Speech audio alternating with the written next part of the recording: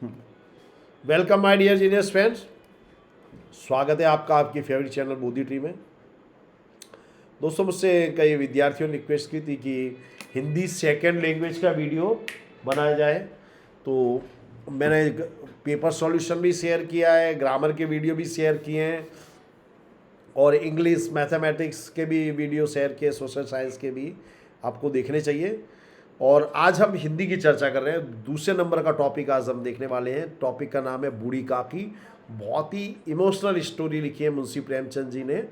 तो जितना मैंने मुंशी प्रेमचंद जी को पढ़ा और समझा है, तो मैंने रियलाइज़ किया है कि he is the best writer of literature. ये जैसे मुंशी प्रेमचंद को वो नेम और फेम नहीं मिला जिसके वो हकदार थे। मैंने शेक्सपियर और बहुत से दूसरे राइटर्स को भी पढ़ा है, but I have felt that Premchand is far better than all those writers. तो पहले हम उनके जीवन के बारे में पढ़ें। तो जन्म हुआ था 1880 में और इनका देहांत हुआ था 1936 में। तो इनका जन्म उत्तर प्रदेश के वाराणसी के पास लम्ही नामक गांव में हुआ था।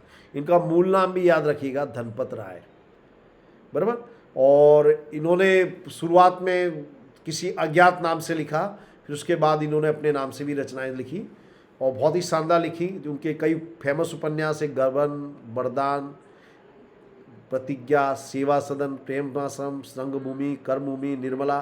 जैसे निर्मला पर तो टीवी सीरियल भी बन चुकी है, बराबर। गोदान पे तो फिल्म बन चुकी है। तो इस तरह से उन्होंने बहुत ही जानदार रचनाएं लिखी हैं। और ये जो आज का हम जो टॉपिक देख रहे हैं दोस्तों, इसमें उन्होंने मुंशी प्रेमचंद जी ने जो बुढ़ापे की जो अवस्था उसका वर्णन किया है। और उसमें मुझे जो सबसे जो शानदार चीज़ लगी है वो है उन्होंने जो उसका जो साइकोलॉजिकल एनालिसिस किया, बहुत ही जानदार। एक जो कहानी है जो झकझोर देती है आपको। तो अब ये पार्ट तो मैं आपको एक्सप्लेन करूंगा और मैं आप लोगों से एक चीज़ कहना चाहूँगा कि हम में से ज़्यादातर लोग पढ़ना नहीं जानते।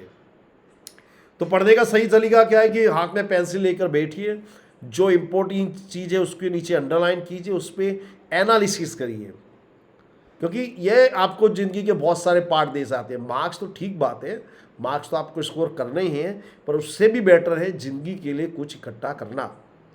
ओके, तो हम शुरुआत करते हैं। पहली लाइन है, बुढ़ापा बहुधा बचपन का पुनरागमन करता है। ये एक बहुत ही ये सेंटर थीम है इस स्टोरी की, कि यानी आदमी जब बूढ़ा होता है तो एकदम बचपने की जैसा हो जाता है। इस कहा भी जाता है कि बूढ़े बच्चे एक समान होते हैं।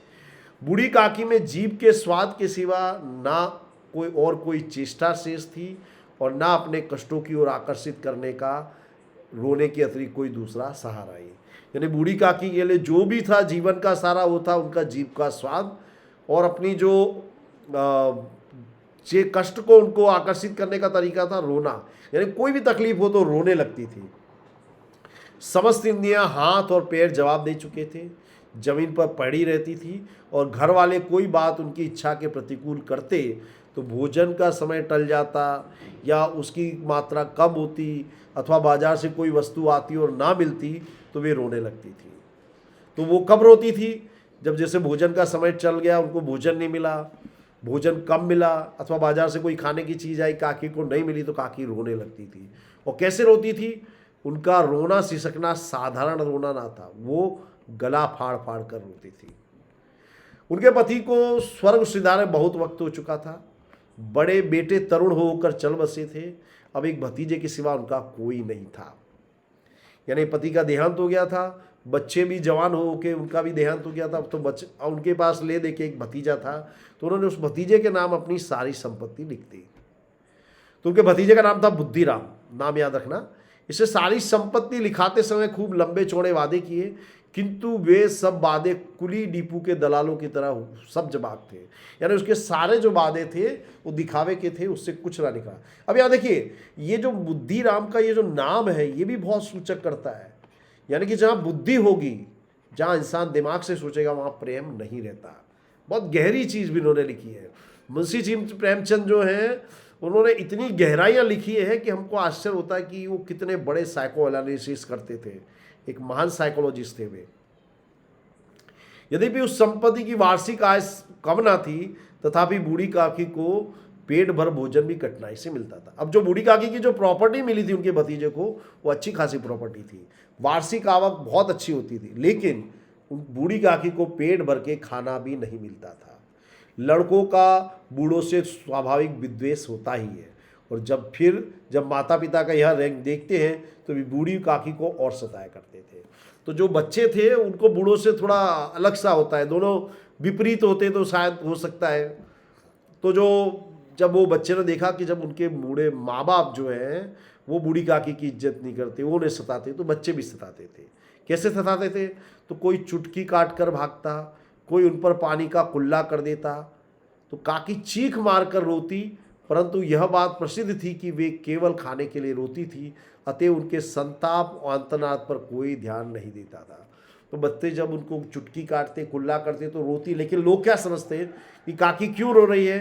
क्योंकि उनको खाना नहीं मिला होगा। तो संपूर्ण परिवार में यदि काकी से किसी का अनुराग था तो वह बूढ़े बुद्धिराम की छोटी लड़की लाडली थी।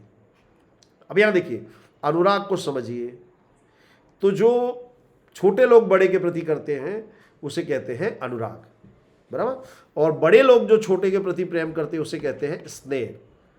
ये प्रेम के कई प्रकार है, उसमें जो मैं आपको वक्त वक्त पे बताते रहूंगा। लाडली अपने दोनों भाइयों के डर से अपने हिस्से की मिठाई या चबेना बूढ़ी काकी के पास जाकर खाया करती थी। यह उसका रक्षागार था, यानी यहाँ पे वो सेफ एंड सिक्योर थी। और यद्यपि काकी की शरण उनकी लोलुपता के कारण महंगी पड़ती है। लोलुपता यानी लालच। तो काकी की जो लालच थी वो उसके कारण जो था, लाडली का जो कुछ शेयर था वो काकी के पास चला जाता था, लेकिन उनके भाइयों से वो बच जाती थी। इस स्वार्थानुकूलता ने इन दोनों को सहानुभूति का आरोपण कर दिया था। तो देखिए यहाँ पे दोनों का स्वार्थ था।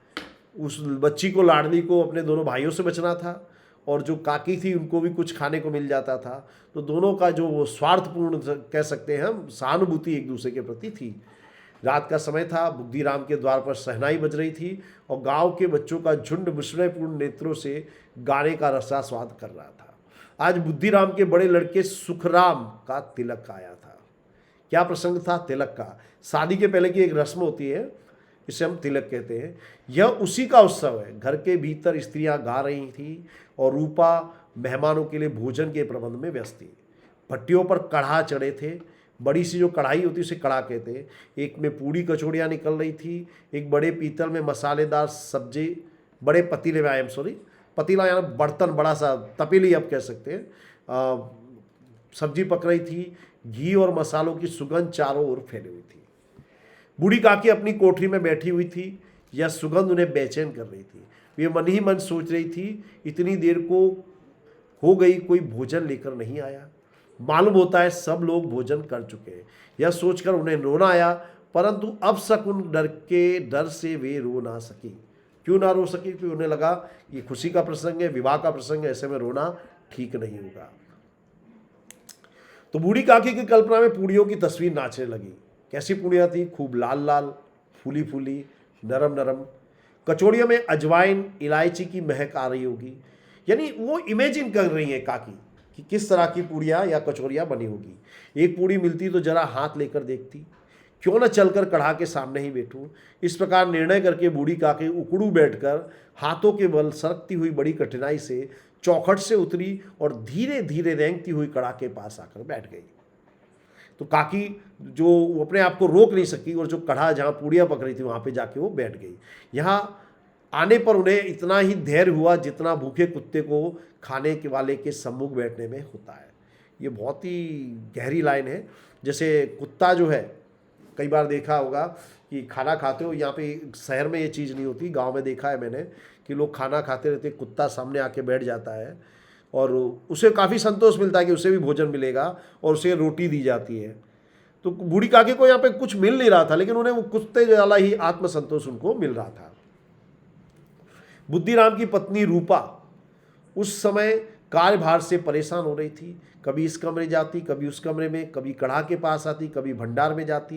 बेचारी अकेली दौड़ते दौड़ते व्याकुल हो रही थी, झुंझलाती थी, कुड़ती थी, परंतु क्रोध प्रकट करने का कोई अवसर नहीं मिला। तो विवाह का प्रसंग था, तो इस विवाह में 500 काम होते हैं। तो रूपा जो थी हैरान हो गई थी, लेकिन वो अपना गुस्सा किसी पर नहीं निकाल पा रही थी। इस अवस्था में उसने बूढ़ी काकी को कड़ा के पास बैठे देखा तो जल उठी, क्रोध ना रुक सका। जिस प्रकार मेंढक केंचुए पर झपटता है, उसी प्रकार वह बूढ़ी काकी पर झपटी, उन्हें दोनों हाथों से झटक कर बोली, ऐसे पेट में आग लगे, पेट है या भाड़। कोठरी में बैठती तो क्या तुम्हारा दम घुटता था? अभी मेहमानों ने नहीं खाया, भगवान को भोग नहीं लगा, तब तक धैर्य ना हो सका। यानी उसने अपना पूरा गुस्सा जो था वो काकी पर निकाल दिया। बूढ़ी काकी ने सिर उठाया, न रोई न बोली, चुपचाप रेंगती हुई अपनी कोठरी में चली गई। भोजन तैयार हो गया, आंगन में पत्तलें पड़ गई, मेहमान खाने लगे। तो जो पहला प्रसंग हुआ, काकी चली गई, अब वो अपने मेहमानों के लिए खाना परोसे जाने लगा। बूढ़ी काकी अपनी कोठरी में जाकर पश्चाताप कर रही थी कि मैं कहाँ चली गई। उन्हें रूपा पर क्रोध नहीं था, उन्हें दुख था अपनी जल्दबाजी का। सच्ची तो है, जब तक मेहमान लोग भोजन ना कर लेंगे, घर वाले कैसे खाएंगे। मुझसे इतनी देर भी ना रहा जा सका, अब जब तक कोई बुलाने वाला ना आएगा ना जाऊंगी, ये काकी ने निश्चय किया।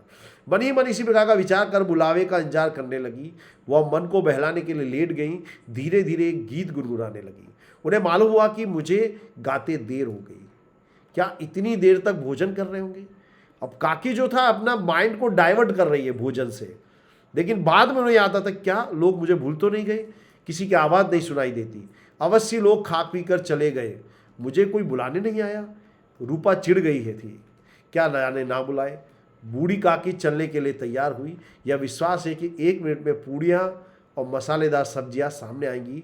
उनकी स्वाद इंद्रियां गुदगुदाने लगी, उनको जो स्वाद था वो कल्पना में उनके आने लगा। उन्होंने मन में तरह तरह के मंसूबे बांधे। पहले सब्जी से पूड़ियाँ खाऊंगी, फिर दही और शक्कर से कचौड़ियाँ रायते के साथ मज़ेदार मालूम होगी।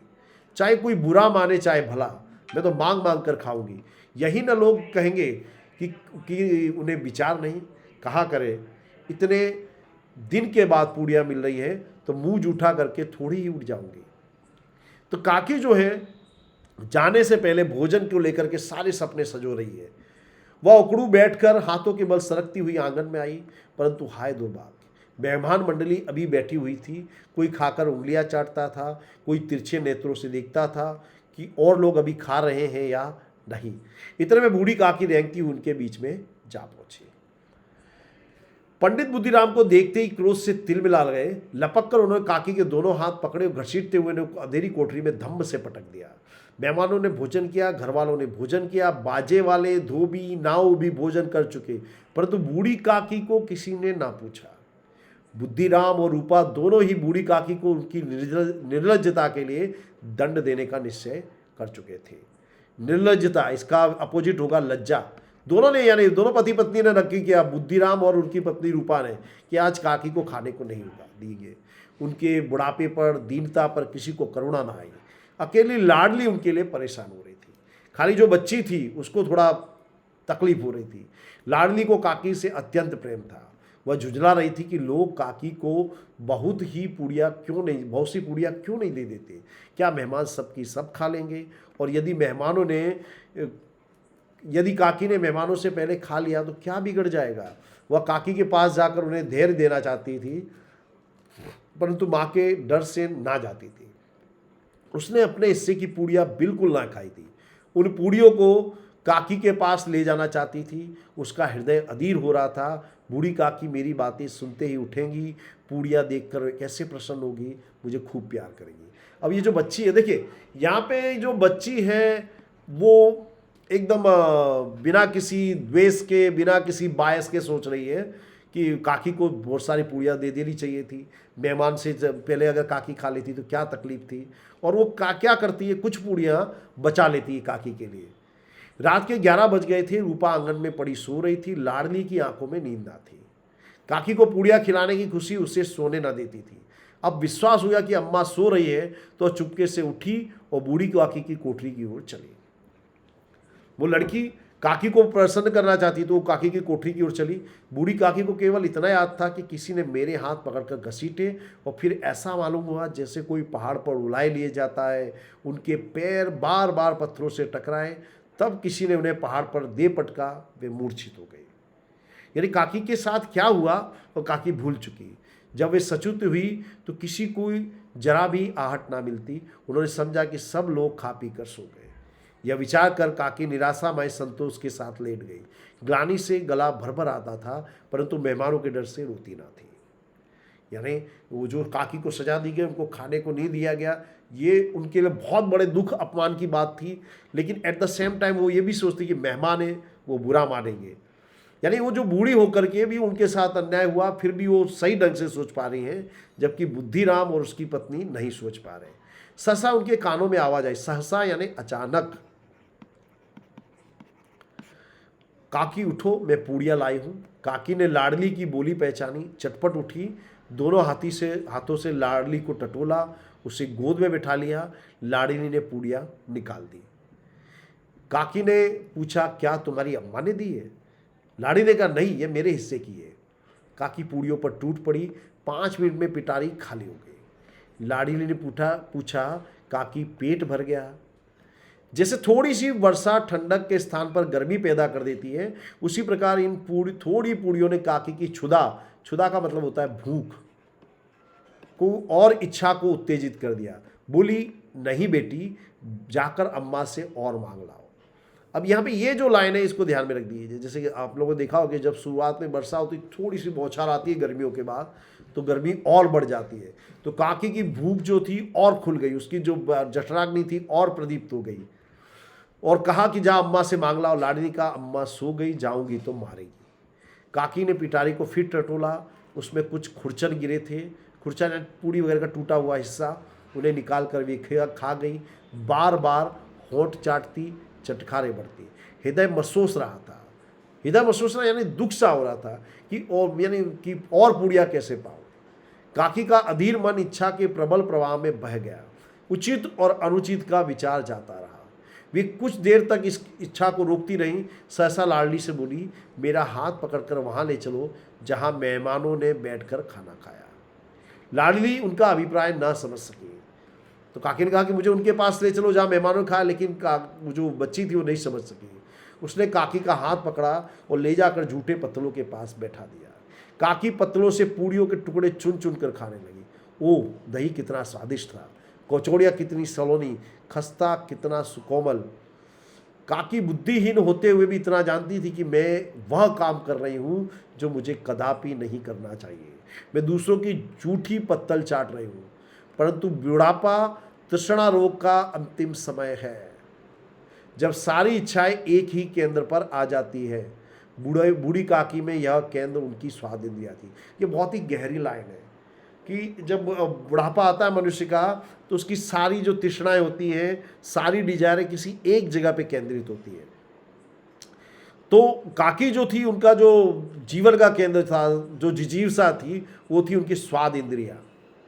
ठीक उसी समय रूपा की आंखें खुली। उसे मालूम हुआ कि लाडली मेरे पास नहीं है। चौकी चारपाई के इधर उधर देखने लगी कि कहीं नीचे तो नहीं गिर पड़ी। उसे वहां ना पाकर वह उठी तो देखती है कि लाडली जूठे पत्तलों के पास चुपचाप खड़ी है। बूढ़ी काकी पत्तलों पर से पूड़ियों के टुकड़े उठा उठा कर खा रही है। रूपा का हृदय सन्न हो गया। वह यह दृश्य देखकर यह वह दृश्य था जिसे देखकर देखने वालों के हृदय कांप उठते। ऐसा प्रतीत होता मानो धरती रुक गई, आसमान चक्कर खा रहा है, संसार पर कोई विपत्ति आने वाली है। रूपा को क्रोध न आया, शोक के सम्मुख क्रोध कहा। यानी उसे शोक हुआ, दुख हुआ कि उसने बहुत बड़ा गंभीर प्राप्त किया। उसने करुणा और भय से उसकी आंखें भर आईं। इस अधर्म के पाप का भागी कौन है? उसने सच्चे हृदय से गगन मंडल की ओर हाथ उठाकर कहा, परमात्मा मेरे बच्चों पर दया करो, इस अधर्म का दंड मुझे मत दो, नहीं तो मेरा सत्यानाश हो जाएगा। रूपा की स्वार्थपरता और अन्याय इस प्रकार प्रत्यक्ष रूप से में कभी ना दिख पड़े थे। यानी वो अन्याय करती थी, लेकिन उसे कभी उसका इतना गहरा एहसास हुआ जो अभी हुआ। वह सोचने लगी, हाय कितनी निर्दयी हूँ, जिसकी संपत्ति से मुझे 200 रुपया वार्षिक आय हो रही है। ये देखो दोस्तों, ये वो जमाना है जब 200 रुपया बहुत बड़ी रकम होती थी। ओके, उसकी यह दुर्गति और मेरे कारण, हे दयामय भगवान, मुझसे बड़ी भारी गलती हुई, मुझे क्षमा करो। रूपा ने दिया जलाया, अपने भंडार का द्वार खोला, एक थाली में सारा भोजन परोस करके लिए हुए बूढ़ी काकी की ओर चली। उसके कंठावरुद्ध स्वर में कहा, कंठावरुद्ध यानी कंठ प्लस अवरुद्ध, यानी उसका गला जो था अवरुद्ध हो गया था, रुंध गया था। काकी उठो भोजन कर लो, मुझे आज बड़ी भूल है, आज बड़ी भूल हुई। उसका बुरा ना मानना, परमात्मा से प्रार्थना कर दो कि वे मेरा अपराध क्षमा कर दें। भोले वाले बच्चों की भांति जो मिठाइयाँ पाकर मार और तिरस्कार सब भूल जाता है, बूढ़ी काकी सब भुलाकर बैठी वही खाना खा रही थी। यानी बच्चा है उसको मार दो, लेकिन मिठाई दे दो, पैसे दे दो, बच्चा सब भूल जाता है। इसी तरह काकी भी सारे दुख भूल गई। उनके एक एक रोए से सच्ची सदिच्छा निकल रही थी और रूपा बैठी इस स्वर्गीय दृश्य का आनंद लेने में निमग्न थी। तो ये बहुत ही गहरी कहानी है। ये आपको दोबारा आप लोग पढ़िएगा, वीडियो दोबारा देख लीजिएगा। शब्दार्थ देखिए दोस्तों, आपको मैं बताऊं, कभी भी आपको जब इस तरह का पाठ पढ़ना हो तो सबसे पहले ये शब्दार्थ पढ़ने चाहिए, मुहावरे पढ़ने चाहिए, तो आपका जो कंसेप्ट है पूरा क्लियर होगा। तो देखिए आप मुहावरा सब्ज बाग दिखाना, यानी सब्ज का मतलब होता है हरा, ये उर्दू भाषा का शब्द है, यानी अपना काम साधने के लिए बड़ी बड़ी आशाएं दिलाना। चलिए अगला प्रश्न है, बूढ़ी काकी के भतीजे का नाम क्या था? तो बुद्धिराम। रूपा किसकी पत्नी थी? तो पंडित बुद्धिराम की। किसने अपने हिस्से की पूड़ियां काकी के लिए बचा कर रखी थी? लाडली ने। बूढ़ी काकी को पत्तलों पर से जूठी पूड़ी के टुकड़े खाता देखकर कौन सन्न रह गया?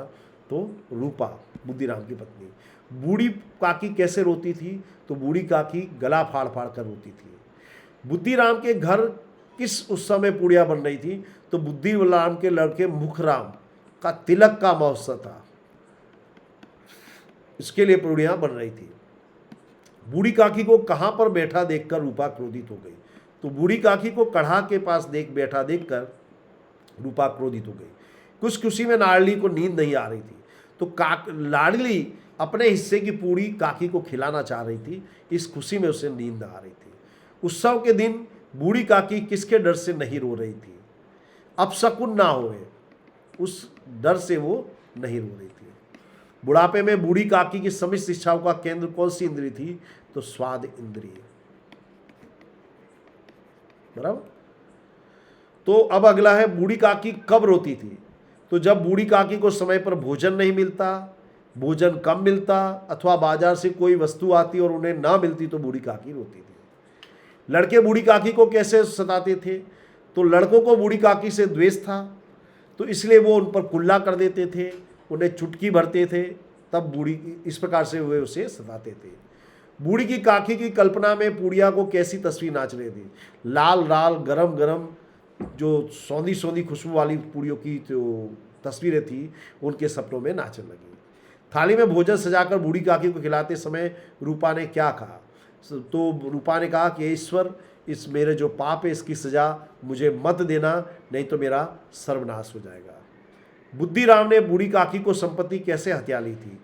तो यहाँ पे आपको पूरा विस्तार से लिखना होगा कि बूढ़ी काकी जो थी वो विधवा हो गई थी, उनके बच्चे जो थे वो युवा अवस्था में ही उनका देहांत हो गया था, तो उनके भतीजे ने उन्हें झूठे वादे करके अथवा सब्ज बाग दिखा करके उनसे सारी संपत्ति हत्या ली थी। क्या देखकर रूपा को पश्चाताप हुआ? क्यों? तो रूपा ने देखा कि बूढ़ी काकी पत्तल पर से जूठी पूड़ियों के टुकड़े खा रही थी, जूठी पत्तलों पर से। तो इसको देख करके उन्हें ग्लानि हुई, उन्हें अपराध का बोध हुआ। रूपा और बुद्धिराम ने बूढ़ी काकी के प्रति कब अमानुषिक व्यवहार किया और क्यों? तो रूपा जब बूढ़ी काकी कढ़ा के पास बैठी थी तो रूपा ने अपना गुस्सा निकालने के लिए बूढ़ी काकी को हाथ से घसीटते हुए ले गई और कोठरी में पटक दिया। इसके बाद जब मेहमान भोजन कर रही थी तो बूढ़ी काकी बाहर आए तो पंडित बुद्धिराम घसीटते हुए काकी को ले जाके उन्होंने कोठरी में पटक दिया। इसके साथ साथ दोनों ने निश्चय किया कि आज वो सजा के रूप में बूढ़ी काकी को भोजन नहीं देंगे। इस प्रकार से दोनों ने अमानुषिक व्यवहार किया। खाने के बारे में बूढ़ी काकी के मन में कैसे कैसे मंसूबे बंधे? तो बूढ़ी काकी के मन में मंसूबे बंधे कि वो पूड़ी खाएंगी, कचौड़ी खाएंगी, दही के साथ खाएंगी, रायते के साथ खाएंगी, और उन्होंने निश्चय किया कि वो बिना शर्माए, बिना कोई संकोच के पूड़ी और सब जो भी चाहिएगा उन्हें अधिक से अधिक मांगेगी। ओके। बुढ़ापा तृष्णा रोग का अंतिम समय, लेखक ने ऐसा क्यों कहा? तो जो बुढ़ापा होता है उसमें मनुष्य की सारी तृष्णाएं धीरे धीरे जाती, लेकिन कुछ जो तृष्णाएं हैं वो उसे उसकी जिजीविषा का कारण बन जाती है, उसे मरने नहीं देती है। इसलिए कवि ने कहा है कि बुढ़ापा तृष्णा रोग का अंतिम समय है। अब देखिए समानार्थी शब्द, दीनता का होगा गरीबी, वाटिका का होगा बगिया या बगीचा,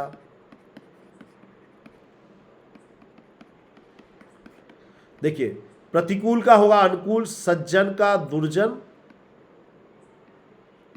अनुराग का विराग, सुलभ का होगा दुर्लभ, ये विरोधी शब्द लिखने हैं। अपशकुन का होगा शकुन, दीर्घाहार का होगा अल्पाहार, अपरिमित का सीमित, निर्लज्जता का होगा लज्जा।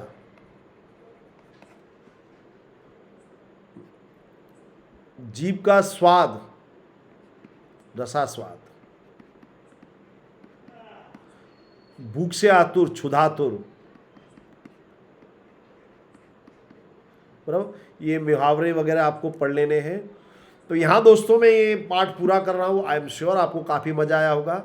तो ऐसे मज़ेदार वीडियो के लिए बने रहिए हमारे साथ। चैनल को लाइक और शेयर अवश्य कीजिएगा। Thank you very much friends, have a very nice day.